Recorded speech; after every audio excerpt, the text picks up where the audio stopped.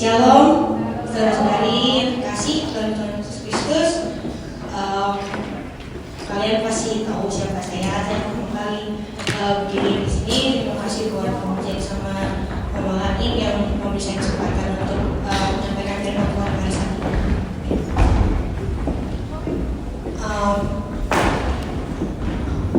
Mari kita mengenal firman Tuhan. Saya percaya hidup kita ini seperti di dalam kelas atau sekolah yang pasti akan, kalau di Indonesia kita saat ke sekolah itu mesti mendapatkan tugas sekolah, ulangan harian, ujian, kenaikan kelas. Itu pasti kita akan terus berputar-putar. Apa sih tugas sekolah itu dalam kita masukkan dalam firman? Tugas sekolah ini tugas sekolah kita mesti bagi dua.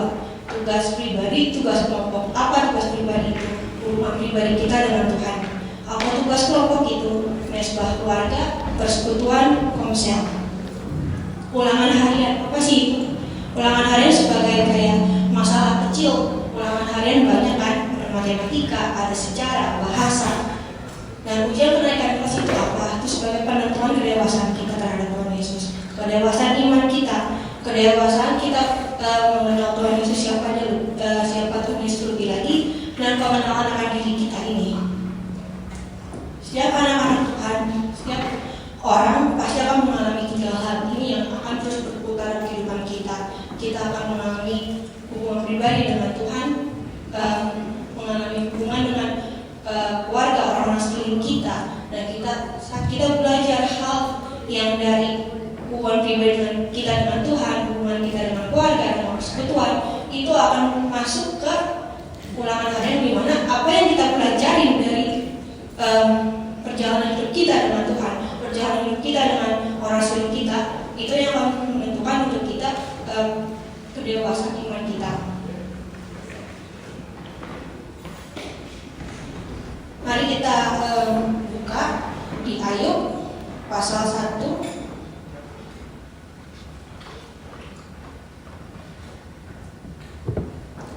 Ini yang kita tahu semuanya. Kalau Ayub ini cerita yang panjang, tapi kita akan ambil intinya aja. Ayub pasal 1. Kenapa saya ambil di Ayub dari kita Ayub? Karena yang kita lihat dalam cerita Ayub ini, kita melihat banyak pembelajaran yang kita bisa pelajari dari ceritanya Ayub dan kehidupan kita, dan kita bisa untuk menentukan kedewasaan iman kita. Di pasal 1, di ayat 1. Ayub 1, pasal 1 ayat 1 dikatakan, ada seorang laki-laki di tanah Uz bernama Ayub. Orang itu saleh dan jujur, dia takut akan Allah dan menjauhi kejahatan. Kita tahu bahwa Ayub itu adalah orang yang saleh, orang yang jujur, yang takut akan Allah. Dan itu selanjutnya diceritakan bagaimana Tuhan Yesus berkata pada iblis bahwa lihat nih Ayub, anakku, dia orang yang jujur dan saleh, dia membangga-banggakan Ayub. Tapi iblis di ayat 9 dikatakan, lalu jawab iblis kepada Tuhan, apakah dengan tidak mendapat apa-apa Ayub takut akan Allah? Bukankah engkau yang membuat pagar sekeliling dia dan rumahnya serta segala yang dimilikinya? Apa yang dikerjakannya telah kau berkati, dan apa yang dimilikinya makin bertambah di negeri itu. Di ayat yang 11, tetapi ulurkanlah tanganmu dan jamalah segala yang dipunyainya, ia pasti mengutuki engkau di hadapanmu. Di sini kita bisa lihat bahwa Ayub yang memiliki hubungan intim dengan Tuhan dari sejak awal, yang saleh, yang tidak pernah melakukan berjalan sedikit pun, yang selalu takut akan Tuhan. Tapi iblis mau untuk Ayub ini jatuh, tapi Tuhan mengizinkannya untuk Ayub itu terjadi. Tapi untuk apa? Yang tadi saya bilang, ulangan harian. Jadi apa yang kita pelajari dari tugas sekolah hubungan pribadi kita dengan Tuhan, hubungan kita dengan mesbah keluarga, persekutuan komsel, itu akan kita terapkan di DMA dalam masalah-masalah kecil kita. Dan itu terjadi di ayat yang ke-14. Ya, ayat 14, iblis mulai memberikan Ayub mulai mendapat suatu masalah. Dikatakan, datanglah seorang pesuruh kepada Ayub dan berkata, sedang lembu sapi membajak dan keledai-keledai betina makan rumput di sebelahnya. Datanglah orang-orang Sheba menyerang dan merampas serta memukul penjaganya dengan mata pedang. Hanya aku sendiri yang luput sehingga dapat memberitahukan hal itu kepada Tuhan. Jadi keledai-keledai semuanya diserang orang-orang Sheba, dan yang penjaga-penjaga dibunuh juga. Nah, lanjut lagi di ayat 16. Sementara orang itu berbicara, datanglah orang lain dan berkata, api menyambar dari langit dan membakar serta memakan habis kambing domba dan penjaga-penjaga. Hanya aku sendiri yang luput sehingga dapat memberitahukan hal itu kepada Tuhan.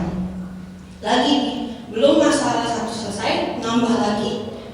Dibilang api menyambar habis kambing domba dan penjaga-penjaganya. Dan ditambah lagi, sementara orang itu di ayat 17 berbicara, datanglah orang lain dan berkata, orang-orang Kasdim membentuk 3 pasukan, lalu menyerbu unta-unta dan merampasnya serta memukul penjaganya dengan mata pedang. Hanya aku sendiri yang luput sehingga dapat memberitahukan hal itu kepada Tuhan. Nambah lagi permasalahan yang ketiga. Dan ayat 18. Sementara orang itu berbicara, datanglah orang-orang lain dan berkata, anak-anak Tuhan, lelaki dan yang perempuan sedang makan dan minum anggur di rumah saudara mereka yang sulih.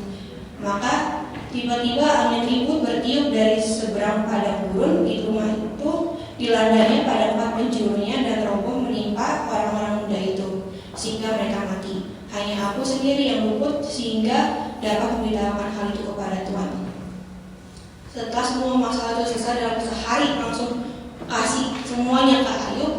Tapi hal yang terjadi di ayat 20 dikatakan, maka berdirilah Ayub lalu mengoyakkan jubahnya dan mencukur kepalanya, kemudian bersujudlah ia dan menyembah. Di ayat 21 katanya, dengan telanjang aku keluar dari kandungan ibuku, dengan telanjang juga aku akan kembali ke dalamnya.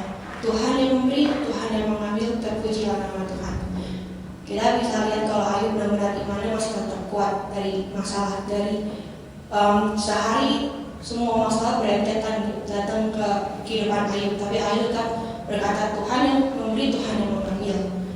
Kita pasti akan melakukan hal yang sama saat kita datang berbagai macam masalah. Satu yang pasti akan kita ucapkan, Tuhan yang memberi, Tuhan yang mengambil. Ayo mengucap syukur. Pasti Tuhan memberi. Suatu saat Tuhan akan memberi sesuatu yang lebih baik daripada ini. Tuhan akan memulihkan hidup kita. Tuh. Tapi di ayat kedua, di pasal kedua, iblis berbicara lagi pada Tuhan Yesus, berhawa kayak Ayub harus dikasih lagi masalah, siapa tahu pasti Ayub bakal jadi. Dan akhirnya Tuhan mengizinkannya. Tapi Tuhan berkata, jangan asal nyawa ini yang kau sentuh. Di ayat yang ke-7, pasal 2 ayat yang ke-7, kemudian iblis pergi dari hadapan Tuhan, lalu ditimpanya Ayub dengan bara dan busuk dari telapak kakinya sampai ke batu kepalanya. Ayat yang 8, lalu ya Ayub mengambil sekeping beling untuk menggaruk ke badannya sambil duduk di tengah-tengah abu. Yang 9, maka berkatalah istrinya kepadanya, masih bertekunkah engkau dalam kesalehanmu? Kutukilah Allahmu dan matilah. Dan ayat ke-10, tetapi jawab Ayub kepadanya, engkau berbicara seperti seorang perempuan gila. Apakah kita mau menerima yang baik daripada Allah, tetapi tidak mau menerima yang buruk? Dalam step yang kedua, Ayub tetap bertahan. Kita juga pasti dalam kita menghadapi masalah kita, pertama kita tetap kuat, kita tetap berkata Tuhan baik, segala sesuatu Tuhan rancang untuk kehidupan kita semuanya serba baik. Nah, yang kedua, Tuhan tetap diam. Tuhan nggak mungkin kita berdoa pada Tuhan, Tuhan tolong, tapi Tuhan hanya diam. Tuhan hanya menunggu bagaimana respon kita setelah kejadian semuanya itu. Dan mungkin kita masih akan tetap, iya Tuhan, aku tetap mau ikut Engkau, aku tetap mau beriman kepada Engkau, aku tetap mau berteguh di dalam-Mu. Tetapi di pasal ketiga, ayat mulai mengeluh. Dikatakan pasal 3 di judul perikopnya keluh kesah Ayub, di mana yang Kita sebagai manusia dari satu titik kita akan menjadi lelah, satu titik kita akan menjadi capek dan lelah untuk menghadapi kehidupan kita. Dan itu bukan hal yang wajar, semua orang kita pasti ngalamin. Nah, Ayub mulai mengeluh di ayat yang ke-20, pasal 3 ayat 20, dia berkata, mengapa terang diberikan kepada yang bersusah-susah dan hidup kepada yang berdih hati. Lanjut di ayat yang ke-24 sampai 26, karena ganti rotiku adalah keluh kesahku dan keluhanku tercurah seperti air. Karena yang kutakutkan itulah yang menimpaku, dan yang kucemaskan itulah yang mendatangi aku. Aku tidak mendapat ketenangan dan ketentraman. Aku tidak mendapat istirahat, tetapi kegelisahanlah yang timbul. Hatinya mulai gelisah, udah gak tenang. Dia merasa, kayak kebahagiaan hilang begitu saja. Anak-anaknya mati, semua harta anaknya mati, istrinya meninggalkan dia. Dengan berkata, kutukilah Allahmu, buat apa untuk mengikut Allahmu. Dan dia mulai lelah, mulai capek dan berkata, aku tidak mendapat ketenangan lagi, aku tidak berbahagia, aku tidur gelisah. Dan setelah itu sahabat-sahabatnya Ayub datang kepada dia untuk memberi penghiburan. Tapi kita tahu proses selanjutnya bahwa Ayub dan teman-temannya mengalami suatu perdebatan. Dan di pasal yang ke-6 Ayub mulai kecewa kepada sahabat-sahabatnya. Di ayat yang kedua, pasal 6 ayat yang kedua, hendaklah kiranya kekesalan hatiku ditimbang dan kemalanganku ditaruh bersama-sama di atas neraca. Ayat ketiga, maka beratnya akan melebihi pasir di laut, oleh sebab itu tergesa-gesalah perkataanku. Yang keempat, karena anak panah yang dari Maha Kuasa tertancap pada tubuhku, dan racunnya diisap oleh jiwaku. Kedahsyatannya Allah seperti pasukan melawan aku. Kita lompat ke ayat yang 11. Apakah kekuatanku sehingga aku sanggup bertahan? Dan apakah masa depanku sehingga aku harus bersabar? Yang ke-12, apakah kekuatanku seperti kekuatan batu? Apakah tubuhku dari tembaga? 13, bukankah tidak ada lagi pertolongan bagiku dan keselamatan jauh daripadaku? Dia sudah capek, lelah, mengeluh, dan makin lebih down lagi perasaannya. Dan di ayat yang ke-7, dari pasal yang ke-7, dia berkata lagi di ayat yang 11, oleh sebab itu aku pun tidak akan menahan mulutku. Aku akan berbicara dalam kesesakan jiwaku, mengeluh dalam kepedihan hatiku. Yang ke-13 dan ke-14, apabila aku berpikir tempat tidurku akan memberi aku penghiburan, dan tempat pembaringanku akan meringankan keluh kesahku, maka engkau mengagetkan aku dengan impian dan mewujudkan aku dengan hayal. Nah, saya membaca ayat yang ke-13 sampai 14 ini, saya mengerti suatu pengertian yang memberikan bahwa saat kita menjalani kehidupan itu pasti ada suatu saat kita berasa seperti bermimpi, tapi kita memimpikan suatu kebahagiaan, tapi pas saat kita bangun kebahagiaan itu tidak ada. Itu yang dikatakan, maka kau mengalihkan aku dengan impian. Kita mendapat suatu impian dari Tuhan yang indah pada saat dia bangun dan mewujudkan itu hanya sebuah hayalan. Yang di ayat yang ke-20, kalau aku berbuat dosa, apakah yang telah kulakukan terhadap engkau, yang menjaga manusia?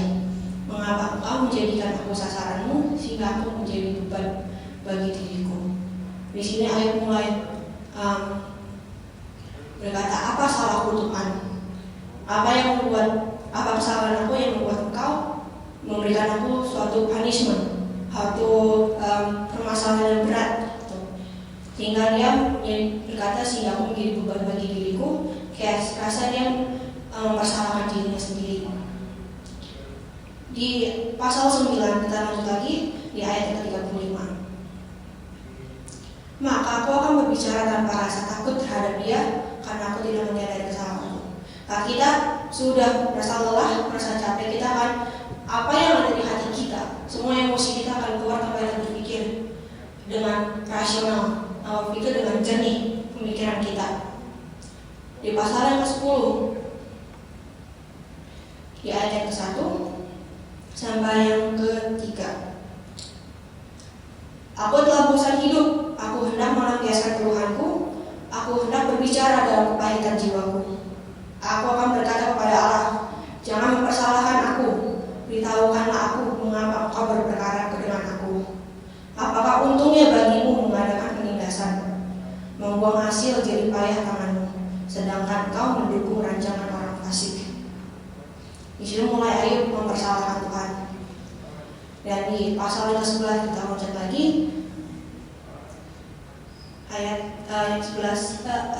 pasal 12 ayat yang ketiga.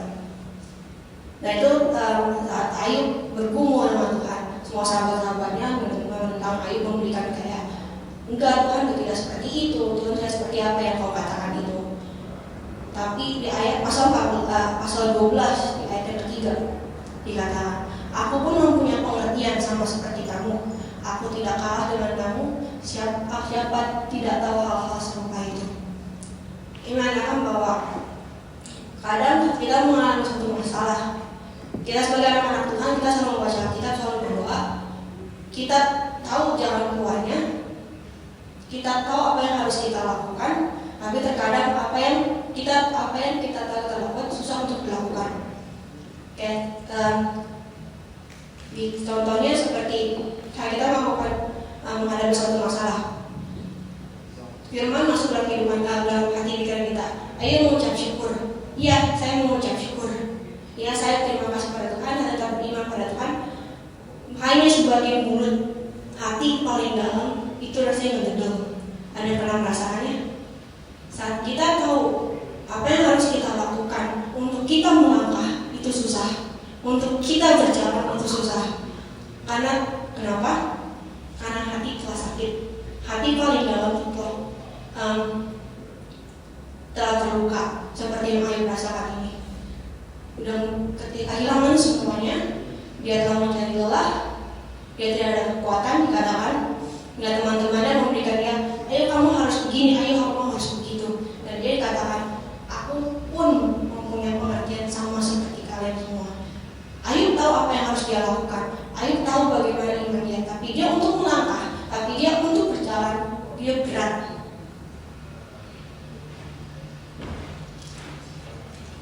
Di pasal yang ke-13 ayat 1 sampai 2, sesungguhnya semuanya itu telah dilihat mataku, didengar dan dipahami telingaku, apa yang kamu tahu aku juga tahu, aku tidak kalah dengan kamu. Di ayat yang ketiga, tetapi aku hendak berbicara dengan yang maha kuasa, aku ingin membela perkaraku di hadapan Allah. Ayub berbicara hal yang sama lagi, bahwa dia tahu apa yang dia harus lakukan, dia tahu semua pengertian yang sahabat-sahabatnya katakan kepadanya.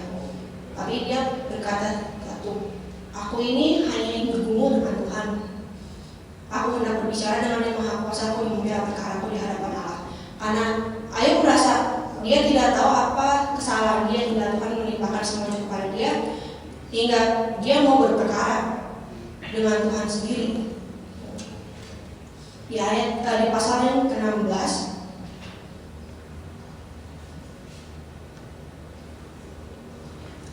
ayat yang ke-4 sampai ke-6.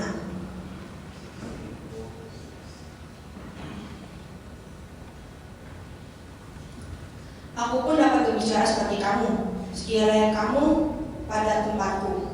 Aku akan mengubah kata-kata indah terhadap kamu dan menggeleng-gelengkan kepala di atas kamu.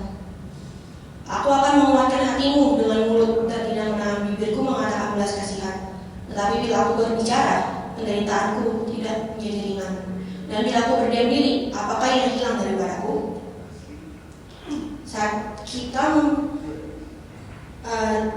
Ayub berbicara seperti kepada sahabat-sahabatnya, jika kamu berada di posisiku, jika aku berada di posisi kamu, maka kamu melakukan hal yang sama. Karena kita seperti itu. Saat kita menghadapi seseorang yang sedang mendapat satu masalah, kita akan menopang mereka, kita akan memberikan suatu firman Tuhan kepada mereka untuk menguatkan mereka.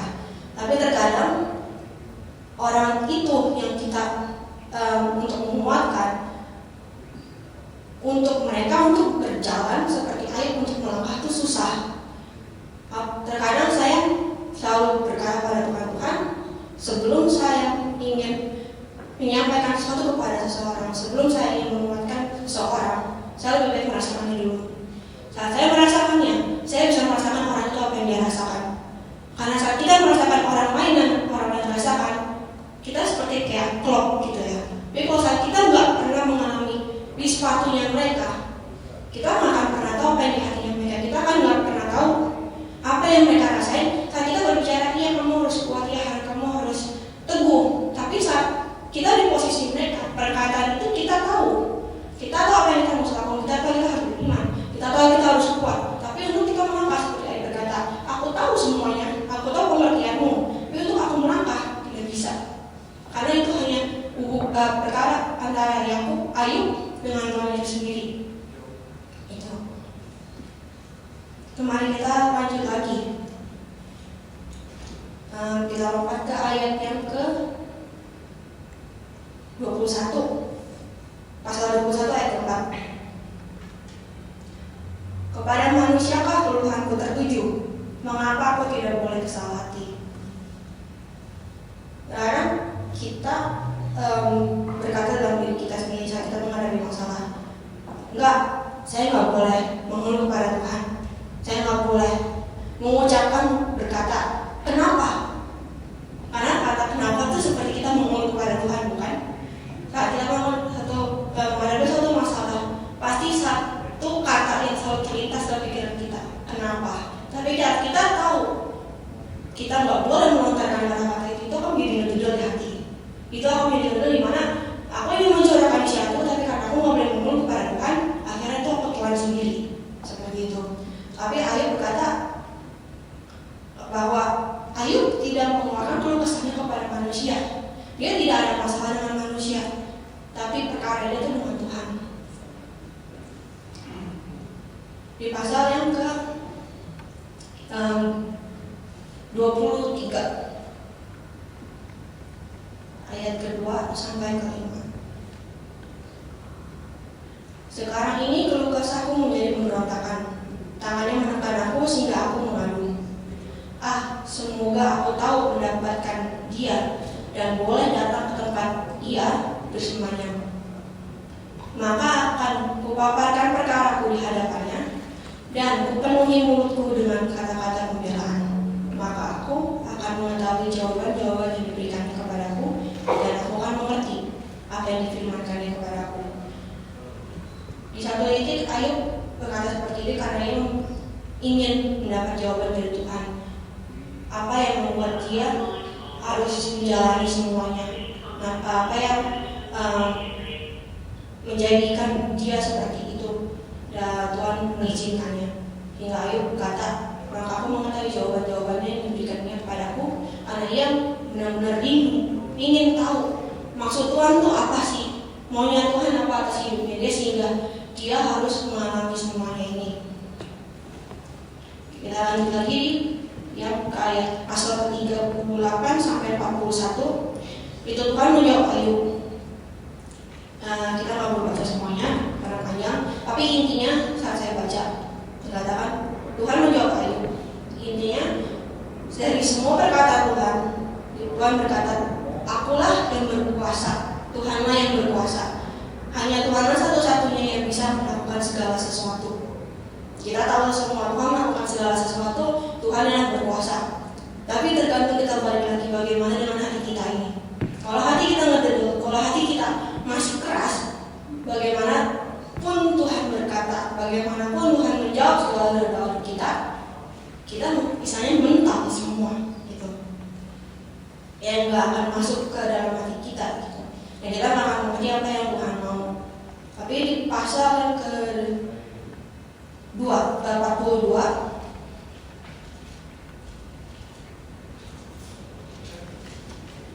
di pasal 42 ayat 2 dan 3 Ayub mencabut perkataannya dan menyesalkan diri. Aku tahu bahwa engkau sanggup melakukan segala sesuatu dan tidak ada rencanamu yang gagal. Firmanmu siapakah dia yang menyelubungi keputusan tanpa pengetahuan?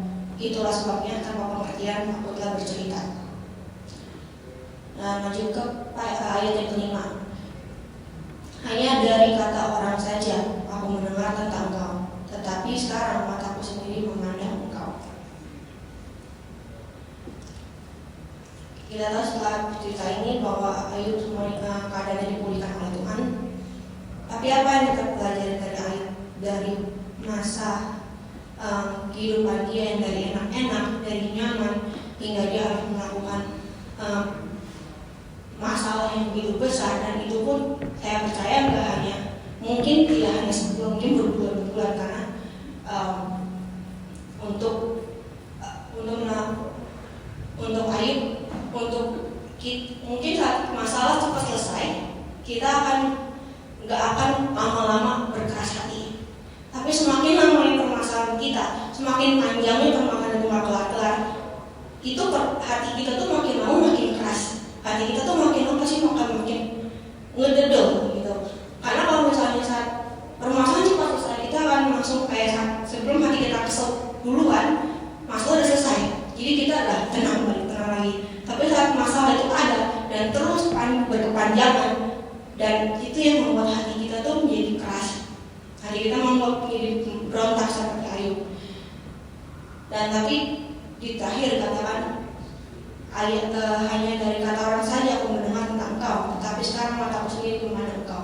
Maksudnya adalah saat kita bicara dengan Tuhan, bukan hanya sebuah teori, bukan hanya sebuah firman, bukan hanya sebuah pendengaran yang kita dengar dari orang lain, bukan hanya sebuah kesaksian yang kita dengar dari orang lain, tapi kita harus mengalami firman itu satu demi satu. Makanya dikatakan dari yang pertama saya katakan bahwa kehidupan kita itu seperti sekolah, di dalam kelas di mana kita mengalami kita mendapat suatu tugas pribadi, hubungan kita dengan Tuhan, tugas kelompok, hubungan kita dengan keluarga, mesbah keluarga, komsel, persekutuan. Apa yang kita pelajari dari dua hal ini, Tuhan akan membawa kita ke ulangan harian, di mana Tuhan akan mengetes apakah kita bisa melewati semuanya itu. Kalau kita bisa melewati apa yang kita alami di ulangan harian itu, ada matematika, mungkin iman kita, hati kita, pikiran kita, kehidupan kita, perilaku kita, itu yang kita akan alami di ulangan harian. Saat kita udah bisa melewati itu, Tuhan akan membawa kita untuk ujian akhir, ya. Ujian kenaikan kelas itu apa? Untuk kita lebih mendalamkan lagi apa yang kita pelajari sebelumnya, untuk kita lebih mendalamkan lagi seberapa dalam, seberapa tingginya level kita iman kita, seberapa tingginya kepercayaan kita dengan Tuhan, seberapa tingginya kita mengenal Tuhan, mengenal diri kita. Itu yang saya ingin sampaikan melalui cerita Ayub. Cerita Ayub adalah saat dia pertama kali mengenal Tuhan, dia saleh, jujur, dia tahu segalanya tentang firman Tuhan, dia tahu apa yang didengar dari orang lain, dan Tuhan bawa dia ke ulangan harian di mana dia harus mengalami satu masalah berantakan sehari, dan lama istrinya menyuruh dia mengutuk Tuhan, tapi dia tetap teguh. Tapi saat dia udah melewati itu, dia harus melewati di mana peningkatan kedewasaan iman dia, itu ujian kenaikan kelasnya dia, itu keluh kesahnya dia sampai terakhir dia berkata, hanya dari kata orang saja aku mendengar tentang engkau, tetapi sekarang mataku sendiri memandang engkau. Tuhan mengajarkan Ayub untuk apa? Jangan hanya mendengar kata orang, jangan hanya tahu teori, tapi engkau harus mengalaminya, supaya engkau tahu siapa aku, engkau tahu siapa engkau, dan engkau tahu di mana keberadaan imanmu, hatimu kepadaku. Ngerti ya sampai sini ya? Berarti juga setiap masalah yang kita hadapi, kalau misalnya di kelas 1, 2, 3, 4, 5 sampai kelas tinggi itu, pasti setiap kelas itu pendalamannya pasti berbeda-beda, bukan? Kayak misalnya kelas 1 kita belajar tambah kurang gitu, terus kayak mengenal angka-angka. Kelas 2 kita mungkin diajarkan untuk tambah kurangnya mungkin lebih dalam lagi, lebih banyak angka-angkanya, atau pasti kita diperkenalkan dengan perkalian, pembagian. Itu untuk apa sih kita terapkan untuk kehidupan kita, untuk kepada Tuhan ini? Kita menghadapi satu masalah, tidak semua masalah yang kita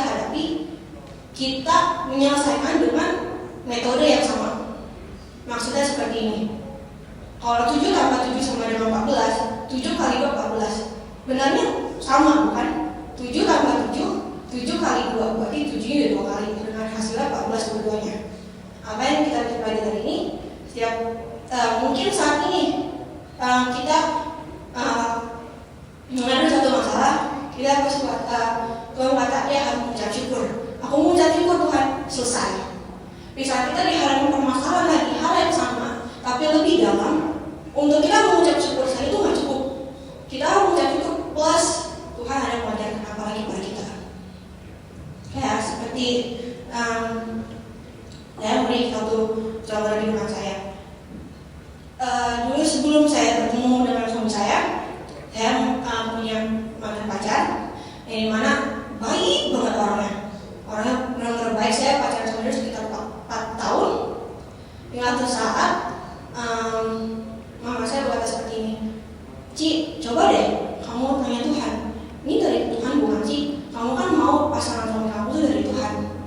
Dan saya bergumul dengan Tuhan, apakah ini dari kau atau bukan? Tapi karena menurut saya dia ini udah baik banget gitu. Dia udah benar-benar udah klop banget gitu kan. Tapi untuk saya melepaskan itu berat karena saya udah terlalu lama sama dia dan saya udah kayak sayang sama dia. Hingga suatu saat Tuhan berkata, dia bukan yang terbaik kan. Dan untuk saya bisa melepaskan itu, ya pasti sakit. Saya nangis seharian gitu, enggak 2 hari saya nangis. Nangis tapi saya bilang Tuhan, oleh mana Tuhan yang terbaik, saya bisa. Dan akhirnya saya bisa, selesai bukan? Itu selesai. Akhirnya saya bertemu dengan suami saya saat ini. Itu bukan perjalanan yang gampang untuk kita jalani gitu kan.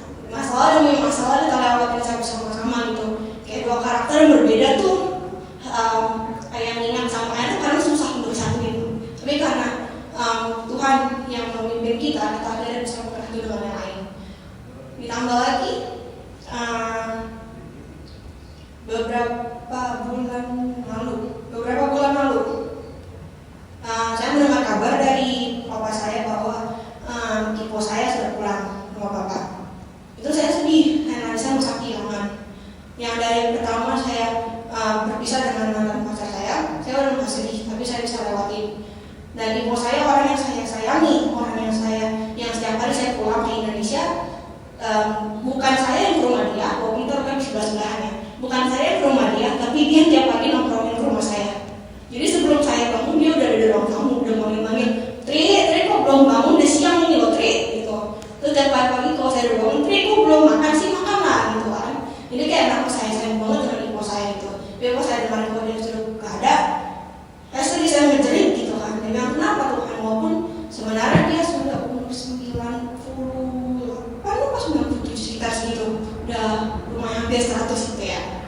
Dan akhirnya saya mencoba berdoa Tuhan, ya sudah apa yang yang terbaik, ya sudah saya akan jalankan. Ya akhirnya saya bertemu Tuhan memberikan saya mengadakan seorang anak. Akhirnya tetap ujung-ujungnya Tuhan memanggil pulang. Saat itu saya berat. Saya berpikir saya akan melakukan metode saya yang pertama dan kedua, mengucap syukur, berkata Tuhan itu baik. Tuhan pasti bakal menggantikan segalanya untuk menggantikan pada suatu saat yang tepat, mungkin nggak sekarang. Tapi untuk saya melakukan 3 hal ini itu susah. Untuk saya menghadapi masalah yang terakhir ini, untuk saya maju ke depan, untuk saya melangkah itu berat. Walaupun saya tahu saya harus mengucap syukur, seperti yang tadi saya katakan, aku tahu pengertianmu, saya tahu firman Tuhan, saya tahu saya harus mengucap syukur, saya tahu saya harus tetap beriman, percaya kepada Tuhan, saya tahu itu semua. Tapi saya bisa mengalami karena apa? Hati ini terluka. Karena untuk hati kita yang terluka ini, untuk kita melakukan firman Tuhan, itu seperti kayak kita membohongi diri kita. Kita berkata Tuhan, Engkau baik. Hati kita keseset. Karena kita tahu terlalu pedih. Tuhan, aku percaya kepada Engkau. Keseset lagi. Itu yang membuat seperti Ayub, dia makin tua, makin lama makin terpuruk gitu. Tapi apa yang membuat Ayub ini bangkit?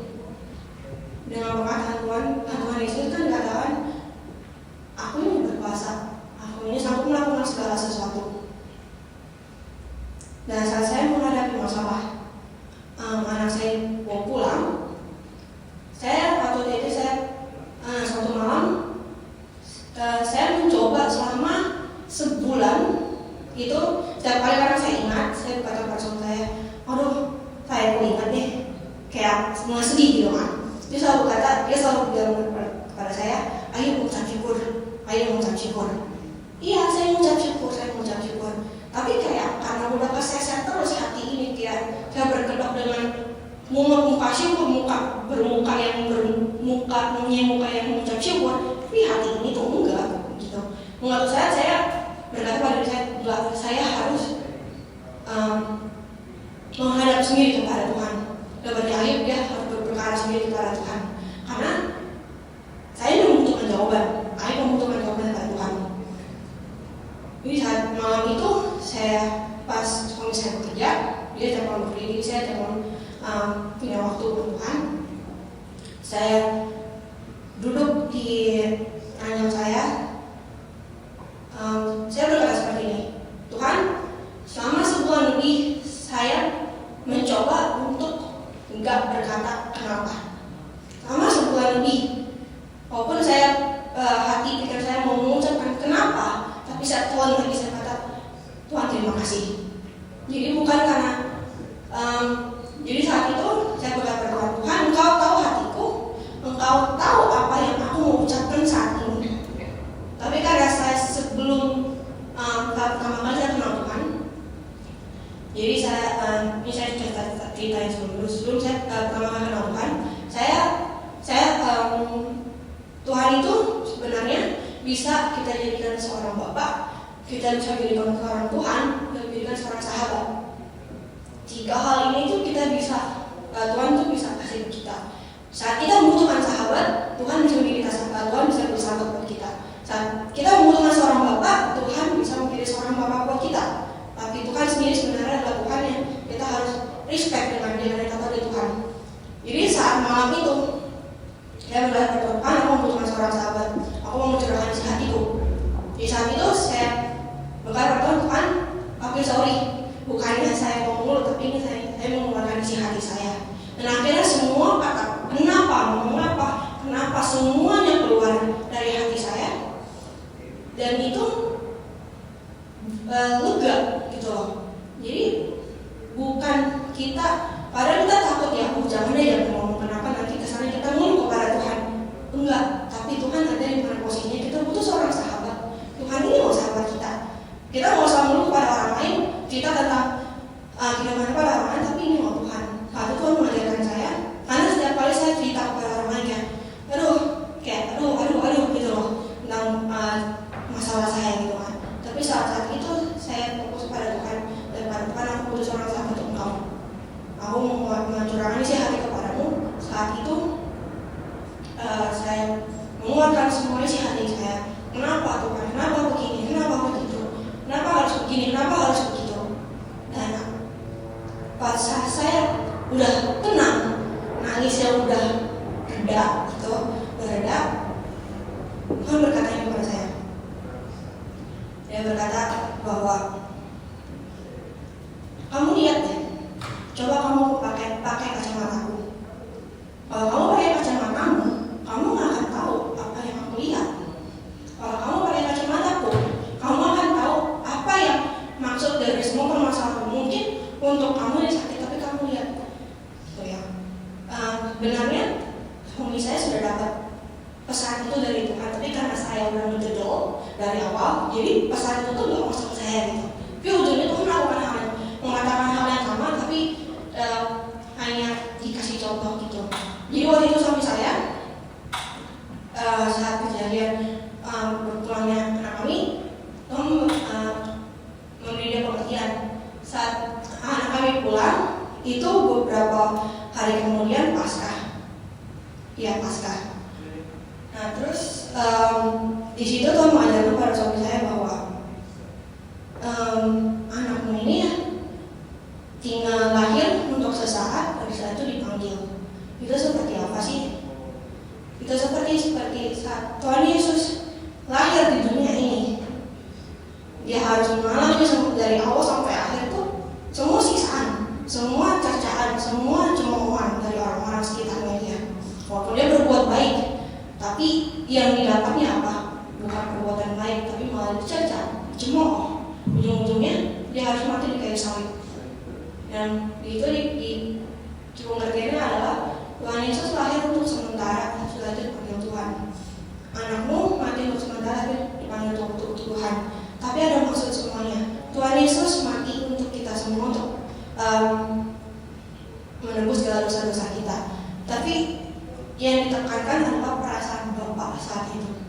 Jadi saat itu suami saya diberi pengertian, ini loh hati seorang Bapak saat saya melihat Tuhan Yesus di bawah sana harus mati, harus dicerca, harus ditusuk, semuanya harus disalibkan. Inilah yang saya rasakan. Jadi saat itu suami saya merasakan, dibawa untuk merasakan apa yang Bapak rasakan saat itu, saat waktu dulu Tuhan Yesus disalibkan. Jadi bukan jadi sebuah permasalahan, sebuah yang kita harus merasakan kehilangan, tapi Tuhan Yesus ubah. Ini loh yang aku maksud, ini loh aku ingin mengubah hatimu, aku ingin engkau untuk mengenalku lebih lagi. Tapi pada saat malam itu Tuhan Yesus berkata kepada saya, lihat anakmu aku bawa pulang, tapi kamu lihat orang-orang sekeliling yang melihat anakmu, yang belum pernah melihat dia, tapi mereka bisa berkata, aku nggak tahu kenapa, aku nggak pernah melihat anakmu, aku nggak pernah melihat muka anakmu, aku cuma mendengar namanya, mendengar berita kelahirannya, aku udah sayang. Dan beberapa orang cerita pada saya bahwa saat aku tahu tentang anakmu, aku merasa kayak aku telah mengenal dia, kayak rasa udah kenal lama banget gitu, kayak udah kenal lama banget. Dan aku merasa bahwa anakmu ini tuh membawa sukacita yang jadi orang ini dia selama ini dia mendapat satu masalah di mana kayak dia tidak bisa mendapatkan, susah untuk mendapatkan kebahagiaan lagi gitu kan. Jadi dia bertanya Tuhan, aku butuh penghiburan, aku butuh sukacita, butuh untuk membangkitkan hati dia, membangkitkan iman dia. Tapi saat dia nggak pernah melihat Elisa, nggak pernah, cuma hanya dengar nama, hanya lihat foto, dia bisa langsung kayak, kok dia seperti malaikat ya. Dan itu bukan hanya dia saja, semua dokter-dokter, semua nurse di rumah sakit, mereka semua tersentuh melihat Elisa. Dan di mana itu Tuhan menyampaikan pada saya, lihat, mungkin bagimu ini suatu penderitaan, tapi aku ingin orang lain di sekitarnya dia itu terjamah. Jadi apa yang Tuhan berikan buat kita benarnya bukan untuk diri kita. Anak yang kita terima itu hanya sebuah titipan. Boleh dikatakan ayat yang awal-awal bilang, Tuhan yang memberi, Tuhan yang mengambil. Karena semua apa yang kita punya, semua dari Tuhan, untuk Tuhan, bagi Tuhan. Emang berat, saya berat banget Tuhan. Tapi yang saya pelajari dari semuanya ini bahwa untuk kita lebih mempunyai keintiman lagi dengan Tuhan. Jangan hanya ngestak di ulangan akhir, jangan hanya ngestak pengen yang gampang-gampang yang masalah. Karena untuk kita lebih dalam, lebih mengenal Tuhan lagi, untuk kita lebih mengenal diri kita lagi, untuk kita lebih mengetahui seberapa dalamnya iman kita, seberapa percaya kita dengan Tuhan, kita harus mengalami yang terakhir, ujian kenaikan, ujian peningkatan kedewasaan iman kita pada Tuhan. Dan itu memang gak mudah gitu. Dan karena kita suka gak mengerti pekerjaan apa yang Tuhan mau gitu. Seperti di Khotbah 3 ayat yang ke-11 dikatakan, Ia membuat segala sesuatu indah pada waktunya, bahkan Ia memberikan kekekalan dalam hati mereka. Tetapi manusia tidak dapat menyelami pekerjaan yang dilakukan Allah dari awal sampai akhir. Kita nggak akan pernah tahu apa yang Tuhan mau. Kita nggak akan pernah tahu apa maksud Tuhan untuk kita menjalankan semuanya ini. Walaupun kita tahu segala sesuatu indah pada waktunya, tapi untuk kita mencapai segala sesuatu indah pada waktunya, kita harus lewatin ini loh, lewatin ujian ini loh. Emang susah, berat, tapi kita harus tahu bahwa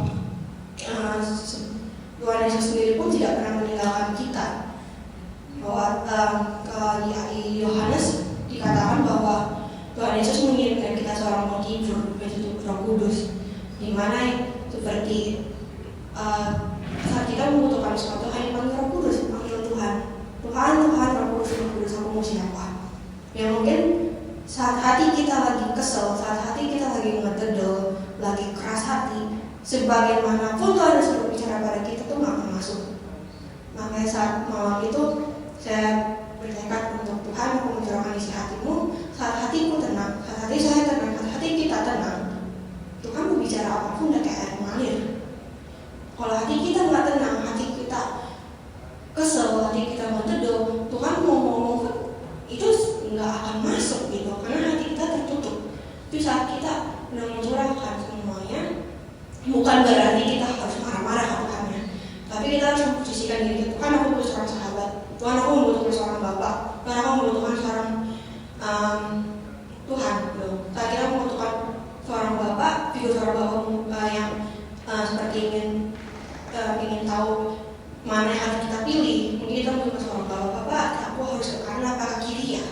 Tuhan, aku butuh ke kanan atau ke kiri. Saat kita membutuhkan seorang sahabat, itu seperti kita membutuhkan suatu wadah yang mencurahkan isi hati kita, karena dikatakan dalam firman Tuhan bahwa Tuhan menampung setiap air mata kita. Bukan berarti kita nggak boleh menangis, bukan berarti kita nggak boleh mengeluh. Kita boleh mengeluh, tapi dalam keadaan posisinya adalah saat kita mengeluh itu tujuan kita untuk apa? Apa hanya mengeluh? Apa kita mengeluh, kita tenang, kita tanya Tuhan, Tuhan maunya apa? Jadi dari semuanya ini kita tahu bahwa kita harus mengalami bukan hanya sebuah teori. Kita dari ayat ini bukan bukan hanya mendengar, bukan hanya membaca, tapi kita harus mengalaminya supaya kita tahu seberapa dalam kita mengenal Tuhan, seberapa dalam kita mengenal diri kita, seberapa dalam kita mengenal hati pikiran kita ini. Karena tanpa masalah kita nggak akan pernah tahu, tanpa ujian kita nggak akan pernah tahu seberapa di mana kita berada. Apakah kita ada di sisi Tuhan, apakah kita ada di tengah-tengah, atau ada di dunia. Kalau kita mengalami ujian, kita akan tahu di mana kita berada, dan kita tahu kemana kita harus melangkah, karena kita harus tetap berpegang kepada Roh Kudus, tetap berpegang kepada Tuhan. Jadi jangan lupa saudara-saudara, coba kehidupan kita ini seperti dalam kelas. Untuk kita harus tetap naik kelas, naik level. Saya undang musisi untuk depan. Dan satu ayat lagi di Ulangan 28 ayat 13a. Dikatakan Tuhan akan menjadikan kepala bukan ekor, engkau akan tetap naik dan bukan turun. Di bawah Tuhan ingin kita untuk tetap naik bukan turun. Tapi bagaimana untuk kita naik? Kita untuk naik tangga aja itu ngos-ngosan, apalagi kita naik dalam berjalan dengan Tuhan gitu ya. Kalau kita naik tangga dengan ngos-ngosan, tapi kita bisa melihat, kita bisa saat kita udah mencapai tujuannya di atas tempat tujuan tangga naik ke atas itu, kita akan merasa kayak wah, kita bisa melihat semua dari atas itu indah. Tapi untuk kita naik ke atas itu butuh perjuangan. Siapa pernah naik tangga itu enak, yang bisa kayak atas, kayak salah satu turun tangga kan enak ya, naik tangga kan susah. Jadi mari kita ayo untuk jangan menyerah, jangan hanya tahu teori, jangan hanya mendengar, tapi kita harus mengalaminya sendiri, jalan bersama Tuhan. Karena itu yang membuat kita lebih kuat dan kita lebih mengenal Tuhan lagi. Ya Tuhan Yesus, apapun yang terjadi dalam kehidupan kami saat ini, Bapa, kami tahu, kami percaya Kau selalu bersama dengan kami. Kami tahu Kau tidak akan pernah meninggalkan kami. Kami tahu Kau selalu ada dalam kehidupan kami. Biarlah Tuhan Yesus